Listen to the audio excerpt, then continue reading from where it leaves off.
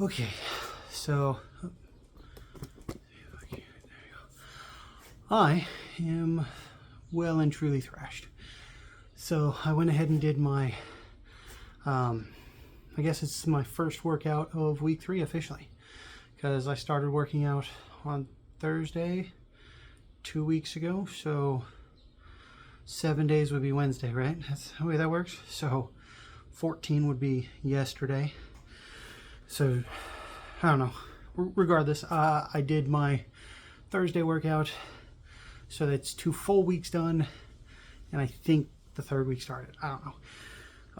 Today's workout was bench press, and I think I mentioned it the other day, the way I did bench press the first couple days.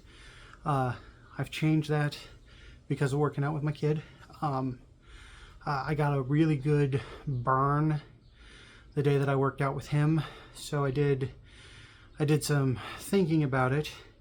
And you know, they talk about making sure that anytime you're working out, if you want to get stronger, you want to get better, you have to do progressive overload.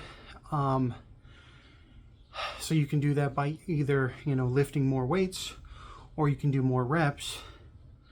But I mean, if you do more sets, that's also more reps theoretically, which in my case it is. So I lowered the weight so that I could do even more reps, but I didn't lower it by a ton. So before, I was doing like 165 for a set of 10, and then I would do 175 for a set of like 6 or 7. Instead of that, I've switched it down to where I started with a set of 135 for 10, then 145 for 10, 155 for 10, and then I did 165 for a set of 8. That frustrated me, so I decided to add to that and do a 5th set. But that was a drop set. I dropped way down to 95. I did 16 reps just to really burn my chest. So that's what I did today. And also, like when you're doing any exercise, this happens. If you're actually thinking about what you're doing, I did notice that today, though I took a little video. You can't tell because I got a big fat stomach. So when you look at it, you're like, that is bulbous and marshmallowy. But I was focusing on making sure that I engaged my abs. I also made sure that my legs and my feet were kind of flexed, but I wasn't using them to push or anything. I was using them just to stabilize, which, as you do any exercise that is unstable, you'll notice that you're weaker when you're starting as you're learning how to stabilize.